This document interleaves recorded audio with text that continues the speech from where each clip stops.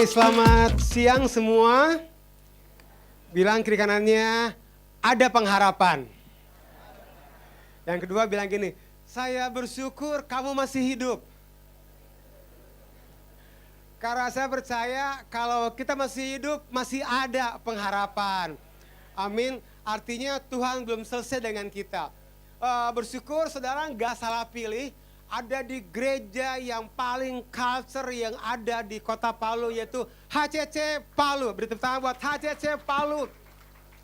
Kebayang nggak? Hanya dalam waktu 6 tahun, gereja ini udah bergerak ke angka 633 orang. Bahkan saya percaya Tuhan akan buat percepatan 4 bulan ke depan, di bulan Desember, di Natal. Kita mau lihat ada 1.000 orang yang komitmen. Amin. Tenang para pengerja, jangan stres, tenang aja, jangan tertekan. Pokoknya kalau nggak 1.000 nggak ada THR. No, bercanda. Oke, senang ada di sini. Mengembangkan gereja itu nggak mudah, karena kita berurusan dengan orang. Jadi sangat nggak mudah. That's why saya pikir kita perlu kasih tepuk tangan yang terbaik buat Pastor Roni, Pastor Ria, thank you so much buat Pastor Leo, Pastor Johan. Kayaknya kurang niat tepuk tangannya. Boleh nggak lebih niat? Oke, saya tuh seneng banget. Saya pikir dari bulan Januari sampai sekarang, ini tempat yang saya bersyukur saya ada di sini. Melihat bagaimana Tuhan mengerjakan hal yang besar buat setiap kita. Nah, kita akan belajar firman Tuhan. Tentu kita sedang belajar tentang siapakah Tuhan. Kita belajar tentang Tuhan Yesus sebagai roti hidup. Tuhan Yesus sebagai jalan dan kebenaran dan hidup. Dan sekarang kita akan belajar tentang Tuhan Yesus yang adalah kasih buat setiap kita. Nah, kita akan baca di Galatia 3 ayat yang pertama sampai yang kelima. Tapi saya tahu ini jam-jam yang gak mudah karena di pikiran kita udah ada babi tore, udah ada segala macam. Saya akan bacakan Galatia 3 ayat yang pertama buat saudara. Judul perikopnya adalah dibenarkan oleh karena iman. Hai orang-orang Galatia yang bodoh, siapakah yang telah mempesona kamu? Bukankah Yesus Kristus yang disalibkan itu telah dilukiskan dengan terang di depanmu? Mempesona di sini terjemahan lainnya adalah mempengaruhi. Bahkan ada kata yang berarti menyihir. Di dalam Galatia 3 ayat yang pertama, saya baca terjemahan bahasa Indonesia sehari-hari dikatakan, saudara-saudara orang-orang Galatia, kalian sungguh bodoh. Entah kalian sudah kena pengaruh siapa. Kematian Kristus disalib sudah saya terangkan dengan sejelas-jelasnya kepadamu. Adalah hal yang tidak mungkin untuk setiap kita untuk menjadi pengikut Kristus tanpa mengikuti jejak Kristus. Karena jejak Kristus adalah jejak salib. Jadi kehidupan yang berpusat kepada Kristus adalah kehidupan yang berpusat kepada salib Kristus. That's why saya beri judul sharing saya hari ini adalah karya salib. Nah, kita gak akan pernah dapat mampu melihat karya salib kalau kita terpesona, terpengaruhi, bahkan tersihir oleh hal-hal yang lain. Karena kita gak dapat melihat matahari terbit kalau kita mengarahkannya pandangan kita ke arah barat. Sampai kapanpun kita gak mampu melihatnya karena matahari terbit di sebelah timur. Nah, saya temukan, ini yang saya alami juga. Seenggaknya ada 4 faktor yang membuat kita gak dapat melihat karya salib. Yang pertama adalah hedonisme atau konsumerisme. Tentu nggak mudah karena didukung oleh teknologi hari-hari ini. Even kita di Palu yang dibilang, Pastor Victor, nggak mungkin lah orang Palu itu hedon, nggak mungkin. Karena di Palu mall nggak terlalu banyak, atau ada nggak sih mall? Cuman satu-satunya. Ke Jakarta jauh, ke Surabaya jauh, betul. Tapi kan dengan teknologi hanya di tangan kita. Tinggal klik bisa beli. Bahkan kalaupun punya uang, takut lupa barangnya, tinggal taruh di keranjang. Begitu ada duit baru konfirmasi buat beli, peneguhan buat beli. Kita nggak puas punya satu, kita pengen punya dua. Kita nggak puas punya dua, pengen tiga. Bahkan kita nggak suka dengan yang lama, kita pengen dengan yang baru.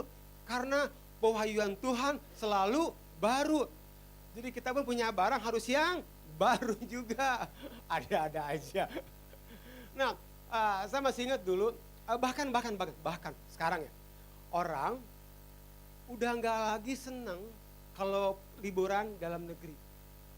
Sekarang kita nabung, bahkan kemarin kan udah banyak yang banyak maskapai mulai jual promo tiket segala macam. Kemarin saya benar travel fair. Kemarin saya beberapa orang ke Jakarta bela-belain buat beli tiket itu segala macam. Gak puas liburan dalam negeri, mau ke luar negeri. Gak puas liburan luar negeri, mau ke luar angkasa. Jadi kalau bulan depan saya nggak mampir, tahun depan saya nggak mampir ke Palu, mungkin saya lagi liburan di bulan.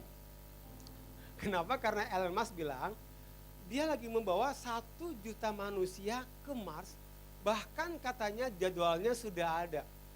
Coba PI saudara cek, mungkin Pastor Roni dan Pastor Ria tahun depan lagi di bulan, lagi selfie di sana. Nah, saya ingat banget dulu saya hanya punya satu sepatu yang dipakai di segala musim kehidupan. Mereknya Asics, warna putih. Cuman dia karena kasih karunia Tuhan, sepatu ini mengalami perubahan 3 kali warna.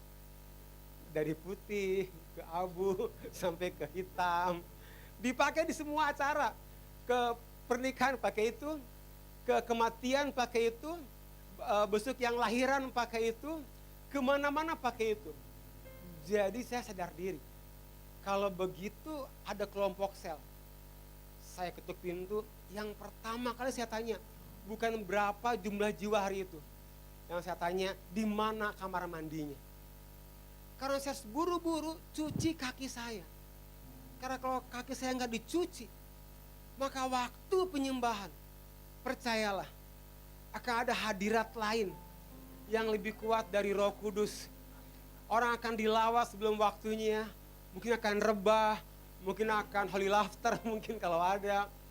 Karena saya pun mencium kaki saya mau mati rasanya, apalagi orang lain. But puji Tuhan, kehidupan berubah. Tuhan berkati pernikahan kami, keuangan kami. Ada masa saya ketagihan beli sepatu. Kadang saya bisa beli dalam sebulan 3 sepatu. Istri saya tahu kalau saya udah membeli sepatu, saya itu rela nggak makan. Yang penting saya bisa beli sepatu. Saya lebih baik puasa, yang penting barang yang saya suka saya mau. Dulu masih ingat nggak ada sepatu Yeezy yang Black Pirate, yang warna hitam. Itu kan susah banget keluarnya. Saya punya anak rohani di Jerman. Dia kerja di toko Adidas. Di toko Adidasnya aja sepatu itu di raffle. Jadi diundi siapa yang dapat. Anak rohani saya dapat, saya ngomong gini, kamu mau jual berapapun saya akan beli. Saking saya kecanduan sama sepatu.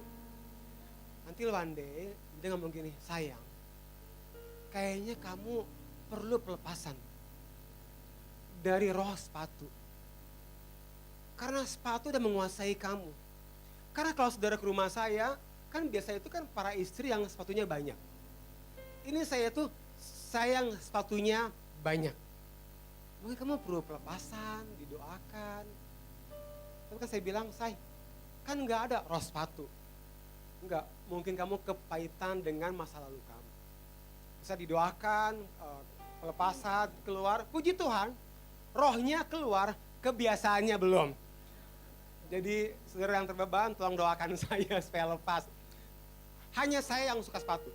Kalau Pastor Rondi kan sukanya beli buku, beli Alkitab yang baru, baca firman Tuhan, sepatu buat dia duniawi lah, enggak ada. Tapi saya temukan gini, barang mewah yang paling mahal, yang susah didapat hari ini adalah bukan barang yang mahal, tapi rasa cukup.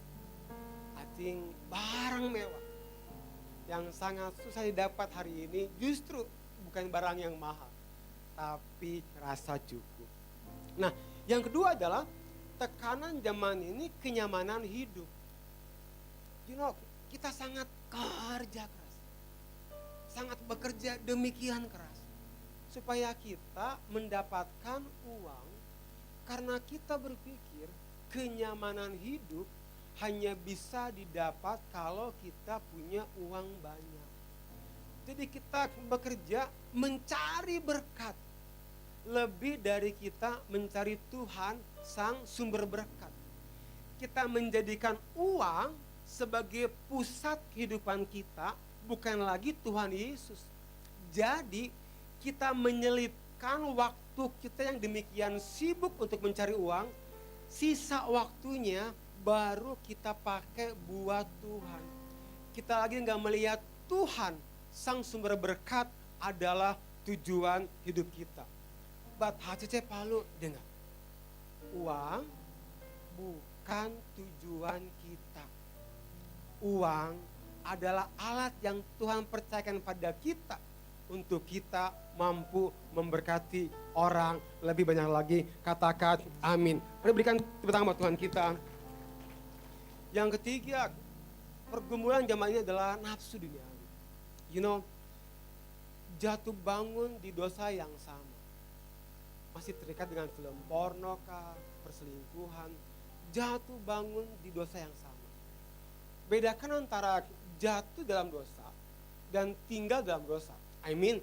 Saya akui, saya masih mungkin jatuh dalam dosa. Kadang saya masih nggak bisa kontrol emosi saya kadang masih meledak. Tapi saya nggak biarkan saya tinggal di dalam dosa. But mungkin saya masih bisa jatuh di dalam dosa. Yang keempat, kedangkalan zaman ini adalah kompromi.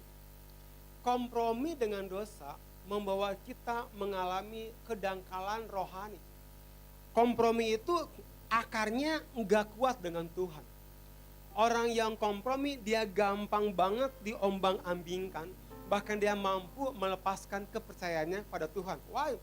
Karena dia orang yang suka kompromi. But pastor, ngertilah kenapa saya kompromi. It's okay pastor, nikah sama yang beda agama, it's okay lah pastor. Sekarang saya dekat dengan sesama jenis, okay lah. Kan yang penting kasih sayang. Soalnya umur saya udah makin senja, dan gak ada seorang pun yang mau mendekati saya. Please pastor, ngertiin saya. Tahun lalu saya sudah coba diskon 50%, gak ada yang mau. Saya diskon lagi 90%, gak ada yang mau. Bahkan tahun lalu saya buat promosi buy one get two, tetap gak ada yang mau juga.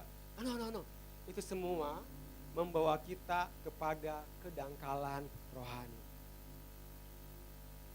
4 hal tadi membuat hidup kita enggak lagi dapat melihat karya salib.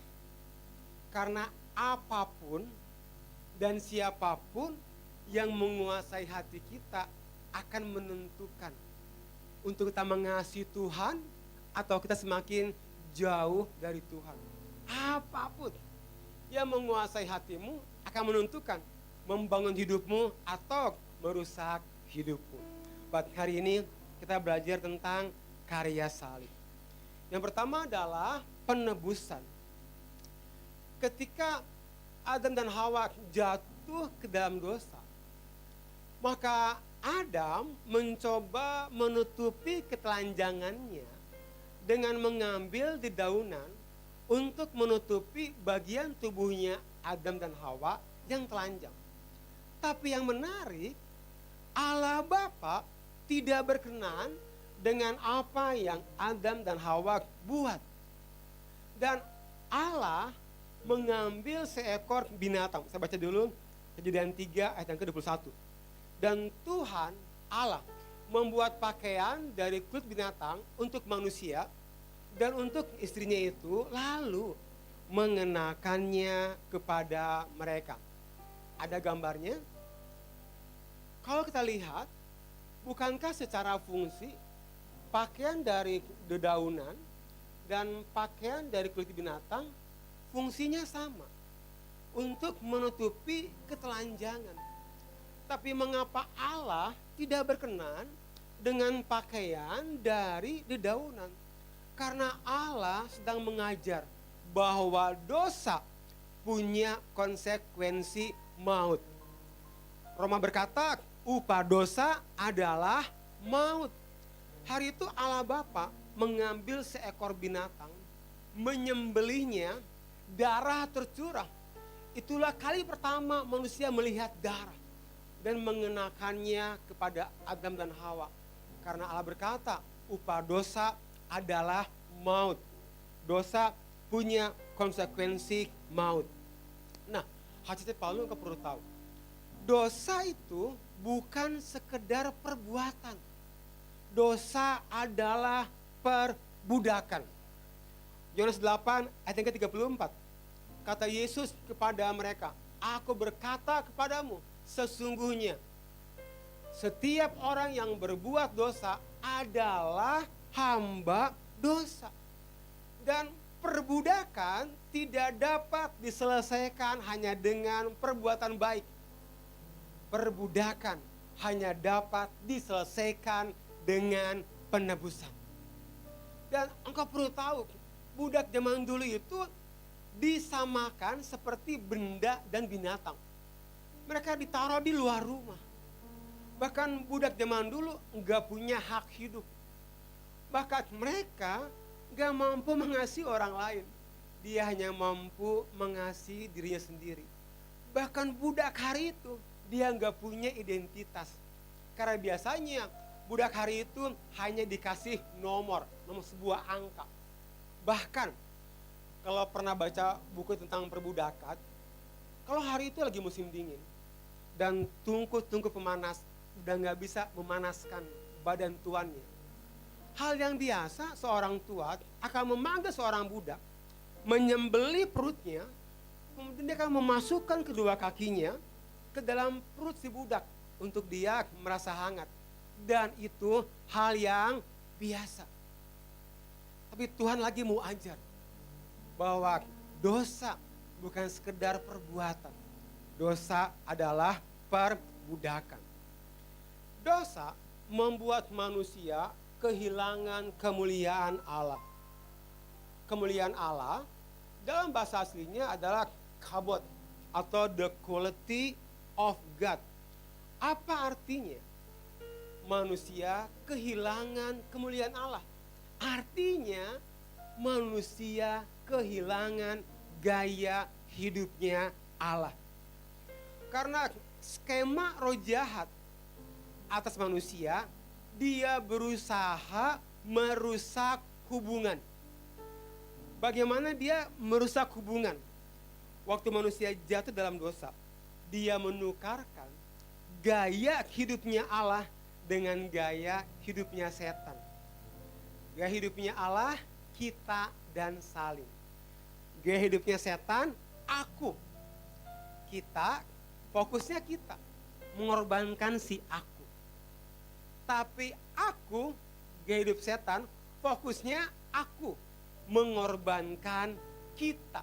Itu yang dikerjakan oleh roh jahat. When you stop loving, it because you are selfish. Kalau kita berhenti mencintai suami, istri, anak kita, emang karena kita selfish. Fokusnya aku. But when you fail to love, you will also end up being selfish. Tadi saya bilang, untuk budak merdeka diperlukan ada seseorang yang menebusnya. Waktu Tuhan mengambil seekor binatang, kemudian darah tercurah, mengambil kulitnya, mengenakan pada Adam dan Hawa. itu merupakan suatu nubuatan. Bahwa kelak ribuan tahun setelah itu ada seorang anak manusia, anak domba, Tuhan kita Yesus Kristus mati di kayu salib, darahnya tercurah bagi saya dan saudara. Bahkan karya penebusan ini Roh Kudus Bapa di sorga ingatkan lagi lewat Abraham. Masih lihat gambarnya? Ini yang gambar seorang pelukis Prancis berdarah Rusia namanya Mark Hegel. Jadi waktu itu Allah Bapa meminta Abraham mengorbankan Ishak. Ketika Abraham hendak mengorbankan Ishak, waktu mata dia melihat, terjemahan lainnya matanya melihat ke atas. Abraham melihat seekor domba yang tanduknya tersangkut semak belukar yang berduri. Allah bilang, ambil itu sebagai korban pengganti Ishak. Yang menarik, dari Gunung Moria kita dapat melihat ke Bukit Golgota. Dan hari itu Abraham gak hanya melihat domba yang tanduknya tersangkut semak belukar yang berduri. Tapi dia melihat Yesus dengan salib di Bukit Golgota. Kamu memberikan tepuk tangan buat Tuhan kita. That's why dibilang gini, Yohanes 8 ayat 56. Abraham, bapamu bersuka cita bahwa ia akan melihat hariku. Dan ia bersuka cita karena ia telah melihatnya. Jadi saya percaya hari itu, waktu Abraham pulang dengan Ishak, dia nggak hanya bersuka cita karena Ishak digantikan oleh seekor domba, tapi dia bersuka cita karena dia sudah melihat karya penebusan.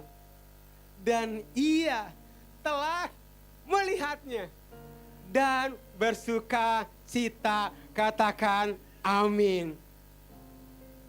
Dan ketika Tuhan Yesus mati di atas kayu salib, kita punya harapan untuk kembali dapat hidup dengan gaya hidupnya Allah, yaitu kita dan saling.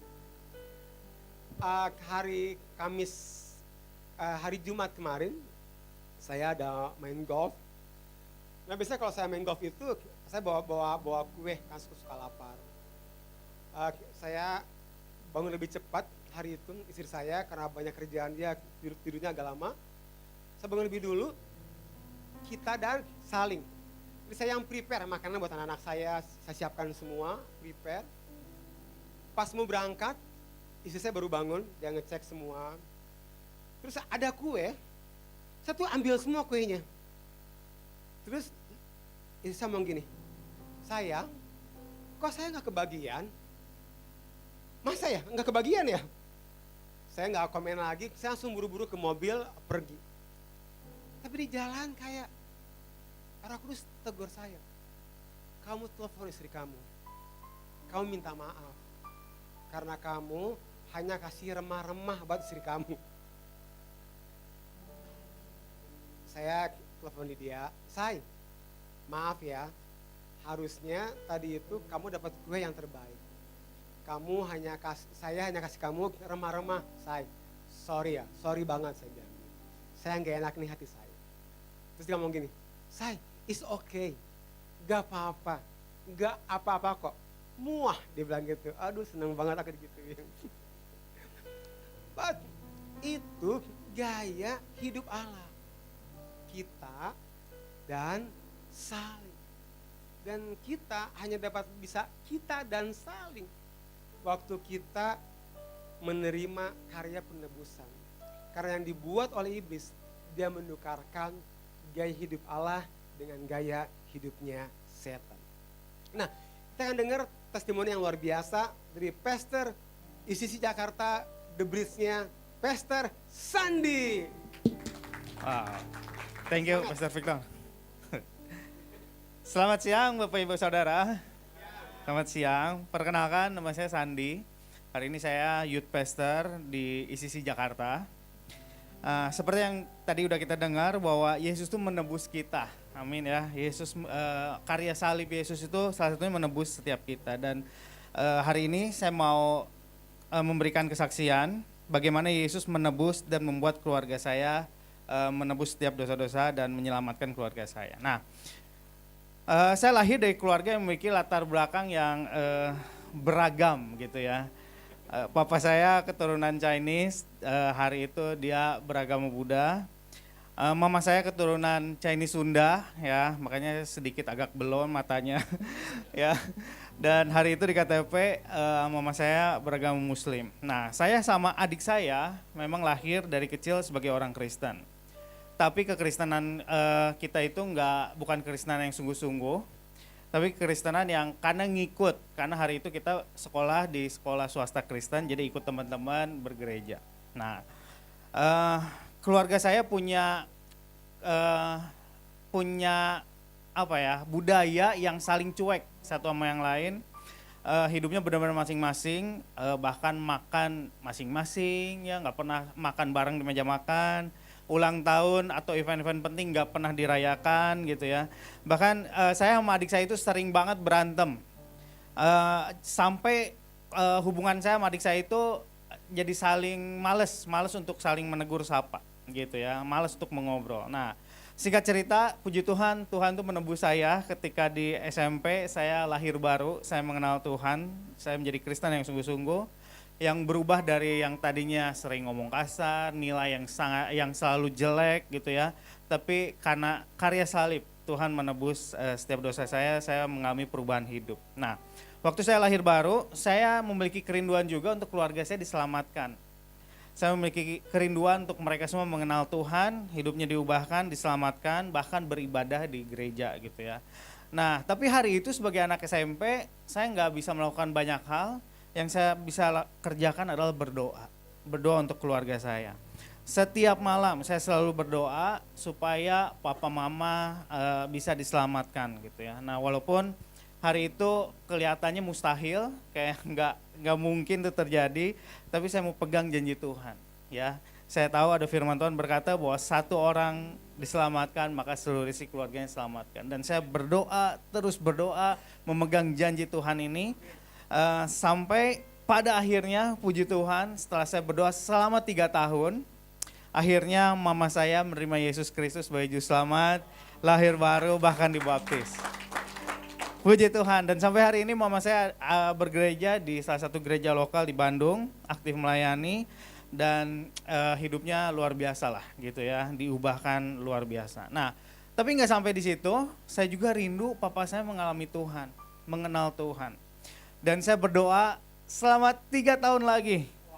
Sampai akhirnya saya lihat papa saya ke gereja, dibaptis, dan hidupnya juga berubah hari ini. Puji Tuhan ya, papa saya mama saya bergereja di gereja yang sama hari ini. Nah, namun masalahnya nggak berhenti sampai situ. Waktu itu adik saya selesai SMA, kemudian dia memutuskan untuk pindah ke Australia.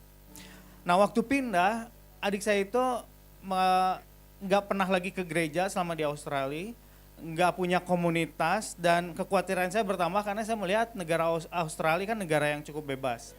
Dan kalau nggak ada komunitas yang menjagai, saya takut banget adik saya pergaulannya nggak benar gitu ya, semakin terjerumus dalam pergaulan yang tidak baik. Sehingga hari itu membuat saya berdoa lagi, membela lagi keluarga saya di hadapan Tuhan.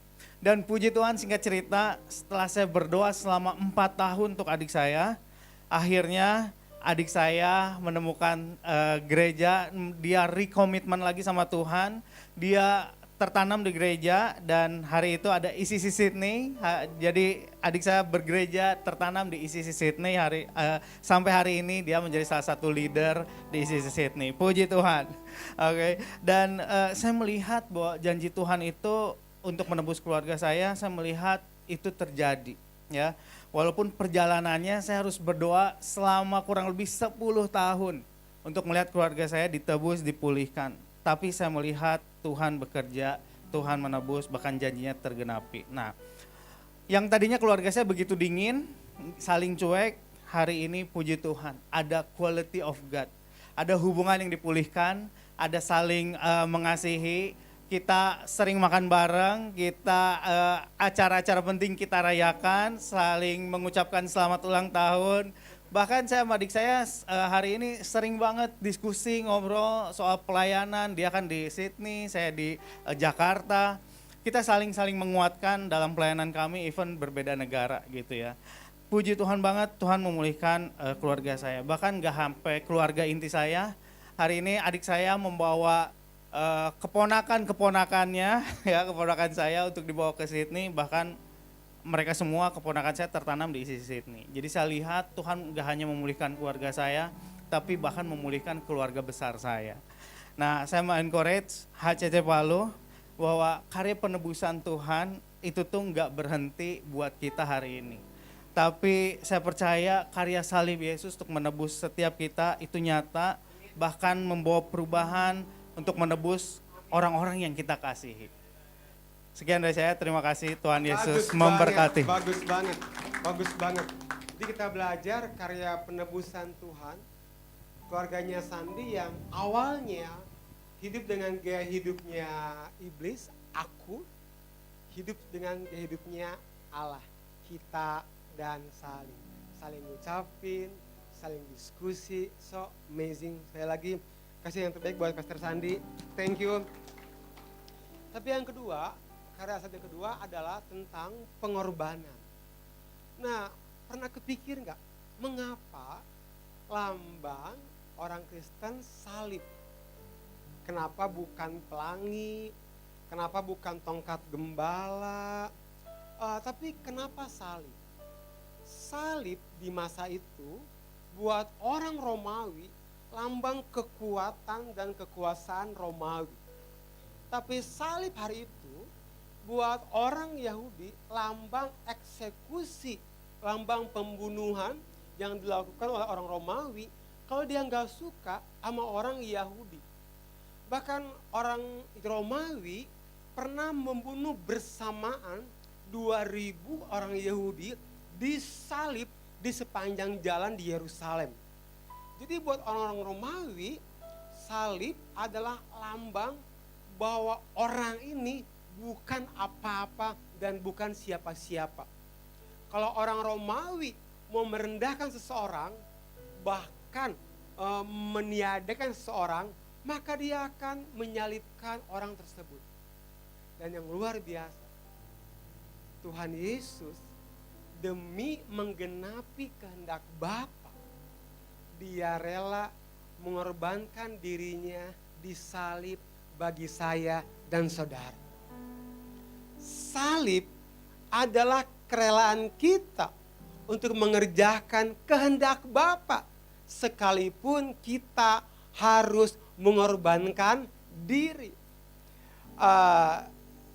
Tahun ini bulan Maret kemarin saya antar 2 anak saya, Autir dan Nicole, juga istri saya nonton konsernya Taylor Swift di Singapura karena mereka suka. Jadi saya antar. Tentu saya nggak nonton, saya kurang suka konsernya. Waktu saya antar mereka ke stadion buat nonton, terus saya pulang sendiri ke hotel, saya naik MRT. Terus saya naik MRT, tiba-tiba saya ingat, terakhir saya ke Singapura itu 10 tahun yang lalu, 2014. Dan saya ingat banget, 2014 itu dari bulan Januari kita udah nabung, Februari nabung, sampai Desember kita nabung. Kita hemat supaya bisa liburan keluarga bareng ke Singapura. Tapi saya nggak pernah lupa, 2 minggu sebelum kami berangkat, tiba-tiba ada jemaat telepon ngomong gini, Pastor Victor, kami mau kasih tahu ada kabar duka. Kabar dukanya apa? Papa kami baru aja meninggal dan gak bisa keluar dari rumah sakit. Saya bilang tentu gak bisa keluar, kan udah meninggal. Kalau udah meninggal keluar, ntar kayak zombie saya bilang. Jadi saya tanya, apa yang perlu saya bantu? Pastor, papa saya cukup lama di rumah sakit, jadi ada biaya yang cukup besar. Bisa bantu enggak? Saya kan wakil gembala. Hari itu istri saya adalah bendahara gereja, dia masih kepalanya hari itu. Saya pikir, gampang lah buat saya ke sana. Ngomong ke istri saya pakai uang gereja. Waktu saya katakan dalam hati pakai uang gereja, ada suara, Victor, jangan pakai uang gereja. Pakai uang tabungan kamu yang buat ke Singapura. Waktu saya dengar suara itu, saya tahu itu pasti suara setan. Jadi saya tengking dalam nama Yesus, setan keluar, setan keluar, setan lu keluar. Anaknya itu suara nggak keluar-keluar, malah makin keras. Jangan pakai uang gereja, pakai uang tabungan kamu buat ke Singapura.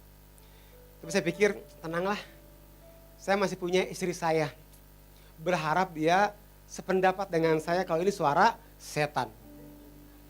Jadi saya telepon Lydia, saya udah framing bahwa ini suara setan. Saya bilang, Say, ini kan suara setan ya, Say. Masa uang liburan buat orang mati? Ini kan setan banget ya, Say.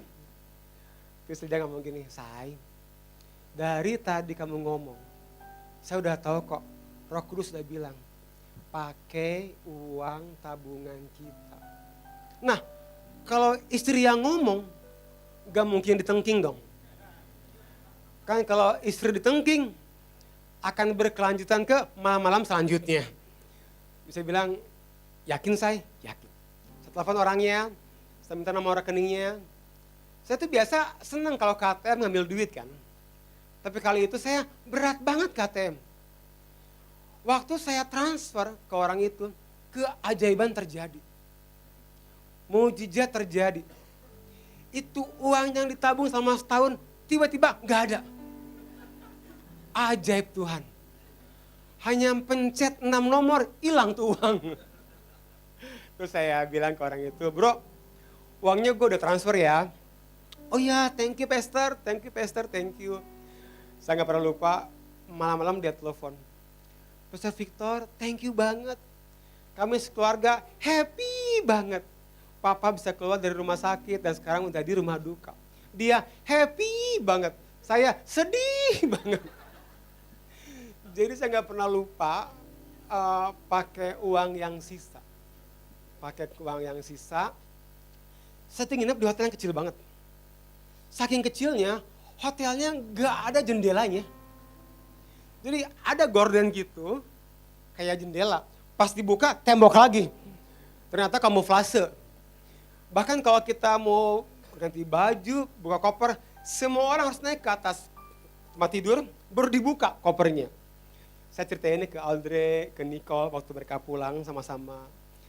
Saya gak lupa. Audrey tanya gini, Dad, Daddy nyesel nggak uang Daddy dipakai buat orang mati itu?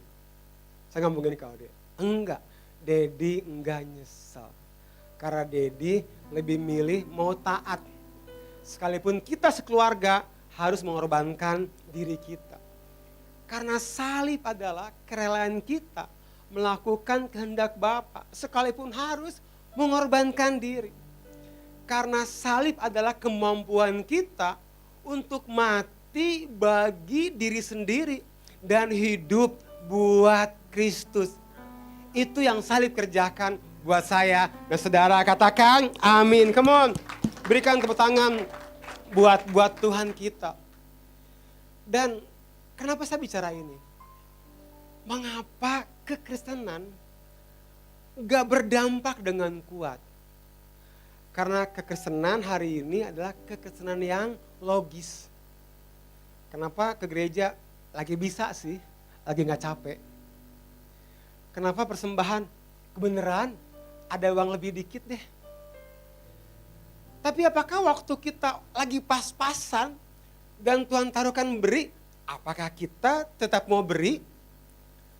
Karena kita selalu berpikir masa depan kita di uang yang kita pegang. Bukan di Tuhan Yesus yang kita sembah. Jadi sometimes waktu Tuhan taruhkan angka, ayo support HCC Palu. Support pembangunan rumah Tuhan. even Tuhan udah taruhkan angka, kita nggak taat. Kenapa? Karena kita lebih percaya uang yang kita pegang daripada Tuhan yang kita sembah, Yesus Kristus namanya. Karena sometimes emang ikut Tuhan kita perlu menderita. Pastor Roni dan Pastor Ria sering ke Israel. Saya pernah ke Israel dan saya nggak pernah lupa waktu kita mau ikut jalan Via Dolorosa, kita dibawa ke sebuah area, ada banyak kayu salib. Ternyata ngomong gini, Pastor, do you want to try? Kamu coba nggak pikul salib? Rata-rata berarti 50 kg, karena kayu salib yang horizontal itu 50 kg. Saya pikir, pikul nggak ya? Kata Lydia, istri saya, Say, pikul aja Say. Biar kamu lebih menghayati, meresapi kalau kamu khotbah salib. Pikul aja Say. Saya coba angkat, asli berat juga. 50 kg. Saya jalan beberapa langkah, saya bilang ke tour guide-nya, bro, saya gak jadi deh. I cannot handle, saya bilang, saya gak bisa pegang ini kayu. Saya turunkan lagi. Kenapa? Karena emang berat, 50 kg yang harus jalan lewat jalan salib. Jadi kalau engkau ngomong gini, Pastor Victor, kok ikut Tuhan berat banget ya? Percayalah, engkau di jalan yang benar. Pastor, kok karena saya ikut Tuhan, saya jadi menderita ya? Bangun lebih pagi, jemput jiwa dulu, anterin lagi. Bahkan kan kalau udah jemput jiwa baru, gak mungkin langsung dianterin pulang kan. Pasti diajak makan dulu. Nah kan tahu, kalau makan sama jiwa baru, kan kita yang bayar ya. Udah dibayarin, dia bilang thank you lagi. Tiba-tiba, dadah. Dia lupa yang bayar kita. Kok menderita banget ya? Percayalah, kalau engkau ikut Tuhan menderita, engkau di jalan yang benar. Kau ikut Tuhan gini-gini banget ya, percayalah engkau di jalan yang benar. Kalau engkau ikut Tuhan, pikul salib, dan engkau belum menderita, coba cek kayu salib siapa yang kamu pikul. Jangan-jangan kamu pikul kayu salib drama Paskah dari styrofoam, gak heran ringan. Karena the real kayu salib 50 kg. Karya salib berikutnya adalah pendamaian. Nah, di dalam 2 Tawarikh 3 ayat pertama, judul perikopnya adalah Salomo mendirikan bait suci. Ini bagus banget, ada gambarnya. Jadi 1000 tahun setelah Abraham menaruhkan Ishak sebagai korban di Bukit Moria, 1000 tahun setelah itu Salomo mendirikan bait suci. Nah, bait suci ini dibangun dengan format yang sama, pembagian tata letak ruangnya.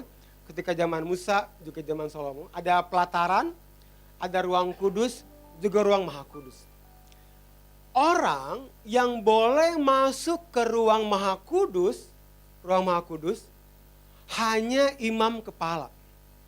Dan imam kepala yang masuk ke ruang maha kudus, dia harus membawa darah sebagai korban pendamaian dan pengampunan. Waktu imam kepala masuk ke ruang maha kudus tanpa bawa darah korban pendamaian dan korban pengampunan, maka imam kepala itu akan mati. Jadi imam kepala sebelum masuk ke ruang maha kudus, dia akan mengambil 2 domba jantan dari hutan. Setelah diambil, dia akan lempar undi. Domba yang kena undian akan diambil oleh imam kepala, disembelih, darahnya itu dibawa masuk oleh imam kepala sebagai korban pendamaian dan pengampunan di ruang maha kudus. Dan domba yang gak kena undian dibiarkan kembali ke hutan. Yang luar biasa, waktu Tuhan Yesus mati di kayu salib, bukan karena dia kena undian. Bapak di sorga lempar undi dan para malaikat, ya Yesus kamu yang kena deh. No. Tuhan Yesus mati di kayu salib bukan karena kena undian. Tapi karena dia rela mati di salib sebagai korban pendamaian bagi saya dan saudara. Roma 3 ayat 25. Kristus Yesus telah ditentukan Allah menjadi jalan pendamaian. Karena iman dalam darahnya. Dan hal yang spektakuler terjadi ketika Yesus menjadi korban pendamaian saya, saudara, dengan Bapa di sorga. Alkitab berkata, di Matius 27 ayat yang ke-51 dikatakan, dan lihatlah, tirai bait Allah robek menjadi dua bagian dari atas sampai ke bawah. Jadi tirai bait suci terrobek dari atas sampai ke bawah. Berapa kali Tuhan Yesus membangkitkan orang mati? Berapa kali Tuhan Yesus menyembuhkan yang sakit, yang lumpuh, yang buta? Berapa kali Tuhan Yesus meredakan angin ribut? But itu semua nggak membuat bait suci tirainya terobek dari atas sampai ke bawah. Hanya ketika dia mati di kayu salib, tirai tersobek dari atas sampai ke bawah. So, what's the point, Pastor Victor?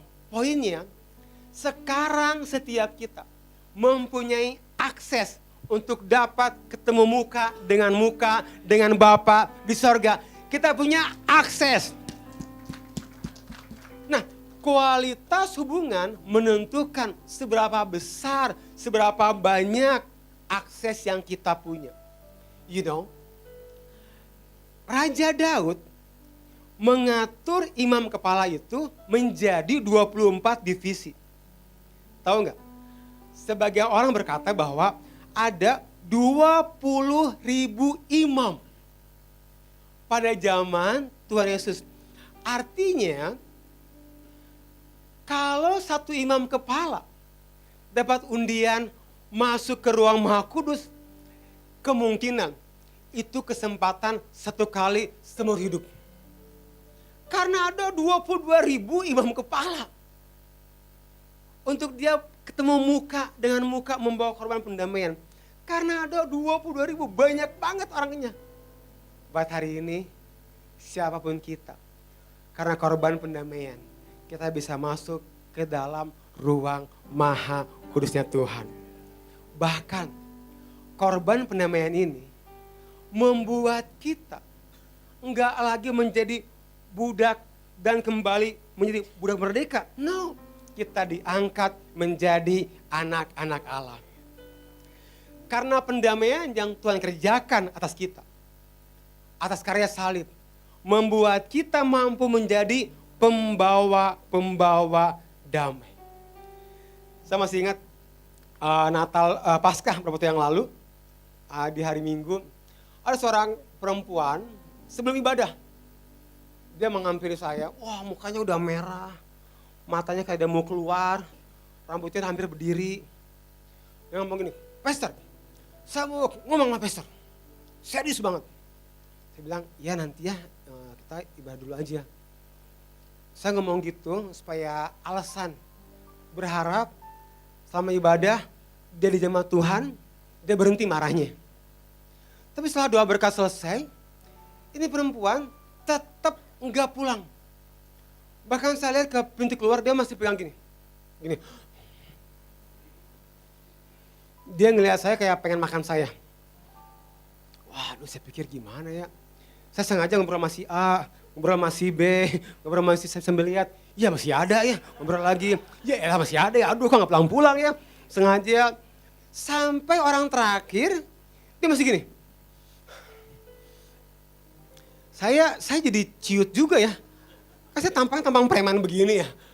Oleh perempuan yang, saya jadi ciut juga ya. Literally, aslinya di gedung itu udah gak ada orang lagi. Jadi saya gak ada punya pilihan lain. Dia menghampiri saya kasih dia kursi.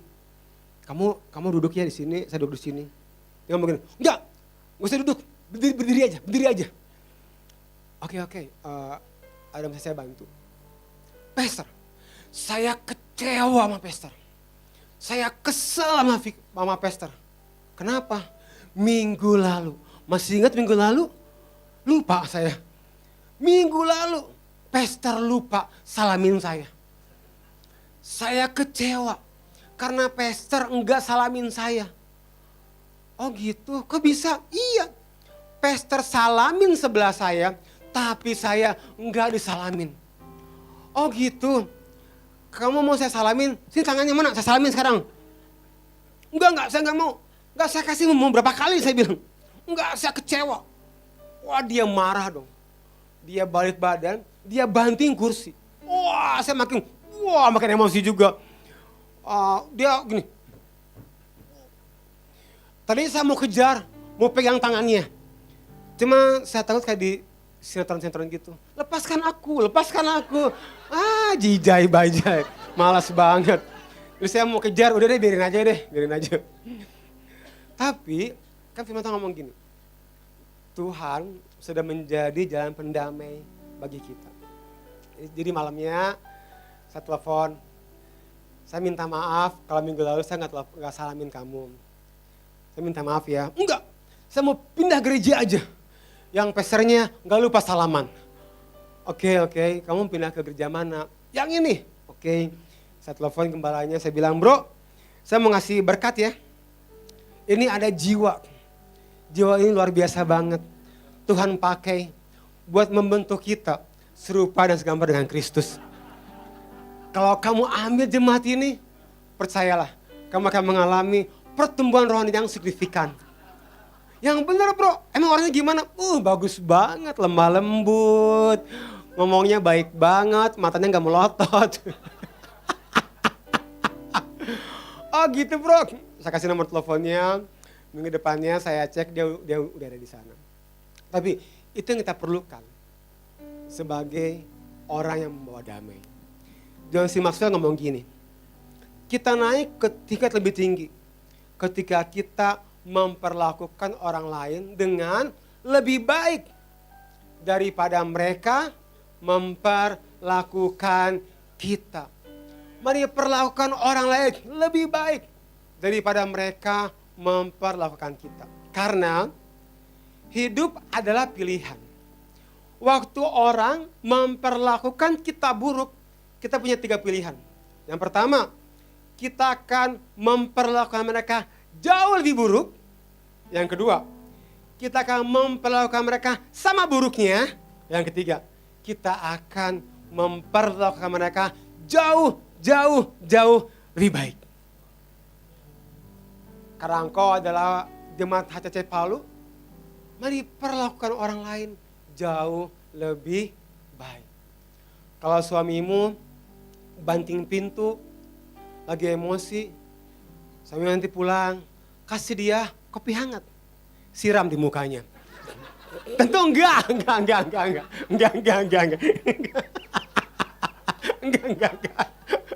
Yang ini diedit, bahaya. Atau enggak, jangan gitu. Kalau suamimu banting pintu, pulang, kasih dia sayuran, kasih garam yang banyak, biar darah tinggi. Tentu enggak.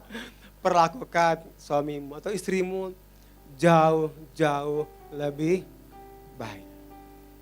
Karena itu membuat kita naik ke level yang lebih tinggi.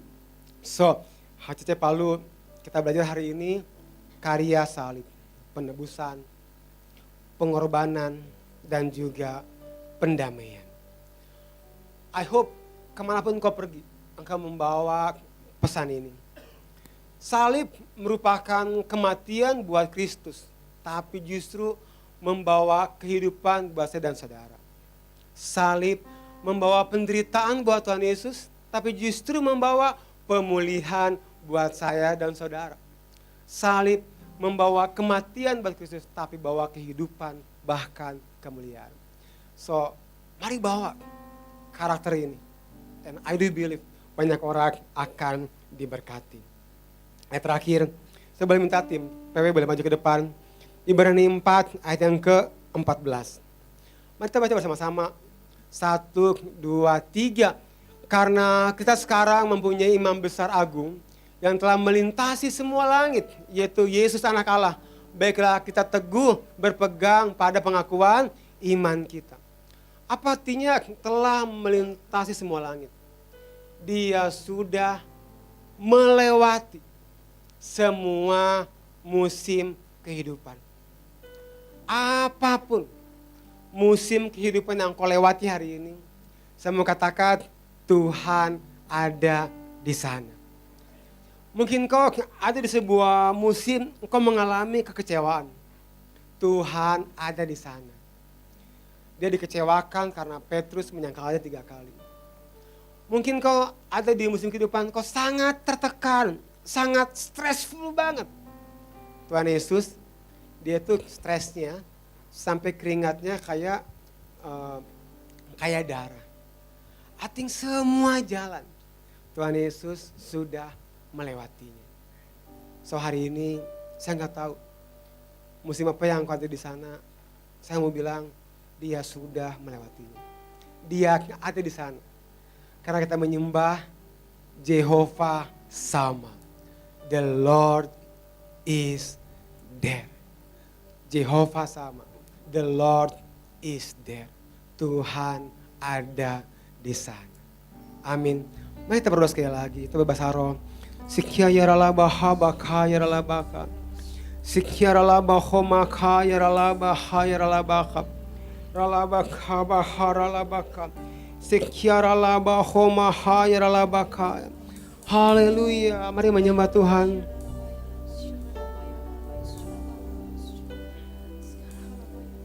Amin. Amin.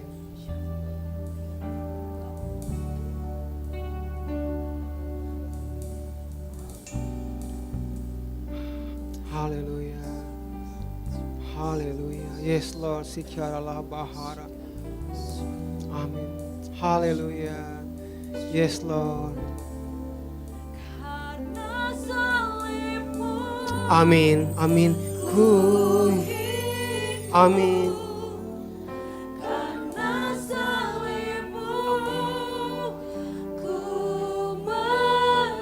Amin.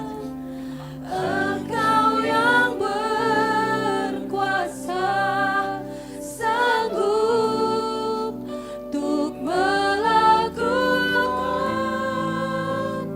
mujizat-Mu. Karena salib-Mu ku hidup. Karena salib-Mu Ku menang. Engkau yang berkuasa, sanggup untuk melakukan mujizat-Mu di hidupku. Haleluya. Siang ini saya nggak tahu musim apa yang sedang kau hadapi. Engkau dalam ketakutan, engkau dalam keadaan tertekan, stres, engkau dalam kekhawatiran, engkau dalam terluka. Saya nggak tahu musim apa yang sedang kau lewati siang ini. Saya hanya mau katakan, Dia Tuhan Jehovah Sama. Dia ada waktu engkau kecewa. Dia ada waktu engkau tertekan. Dia ada waktu engkau kalah. Dia ada di setiap musim hidup. Sedetik pun dia tidak meninggalkanmu. Engkau rasa engkau gak punya pengharapan? The Lord is there. Apapun siang ini, saya mau katakan, the Lord is there. Engkau gak sendirian. Engkau gak sendirian. Ada tangan yang kuat yang memegangmu. Firman-Nya berkata, lata mahoba kebahana tanah kalaka, himikala sakodabaka. Aku akan memegang engkau dengan tangan kananku. Aku memegang engkau. Anakku, aku memegang engkau dengan tangan kananku. Aku akan membawa engkau melewati sungai, melewati gurun, melewati lembah, melewati ketidakmungkinan demi ketidakmungkinan, melewati kemustahilan demi kemustahilan. Aku akan membawamu. Jangan takut. Dia Jehovah sama. The Lord is there. Dia yang sudah berjalan di awal waktu sampai di akhir waktu. Dia sudah berjalan melewatinya. Dia sudah melewatinya. Siang ini kau berkata, Tuhan, tolong aku di musim ini. Tuhan, tolong aku di waktu ini. Tuhan, tolong aku. Tuhan, tolong. Kalau engkau orangnya, engkau boleh taruh tangan kananmu di dada. Aku nggak tahu apa yang kau sedang hadapi. Engkau sedang berseru, Tuhan, tolong aku. Dengar, dia nggak jauh darimu. Dia Jehovah sama. Dia ada di dekatmu. Dia Jehovah sama. Aku berdoa siang ini buat setiap tangan-tangan yang diletakkan di dada mereka, Tuhan, nyatakan Engkau Jehovah sama. Tuhan, nyatakan Engkau ada buat mereka. Aku berdoa siang ini dalam nama Yesus, pengharapan bangkit, iman bangkit, ketakutan tersingkir, kekhawatiran tersingkir dalam nama Yesus. Dalam nama Yesus, hope is rising, iman bangkit, percaya bangkit, ketakutan, kekhawatiran tersingkir dalam nama Yesus. Hari ini engkau pulang, engkau gak sama lagi. Engkau gak pulang dalam ketakutan, kekhawatiran. Engkau pulang dalam iman dan pengharapan. Kematian ganti kehidupan, sakit ganti kesembuhan, kekalahan ganti kemenangan, ratapan ganti sukacita dalam nama Yesus, dalam nama Yesus, dalam nama Yesus, dalam nama Yesus. Haleluya, sikyaya ralabakaya. Bersama sekali lagi.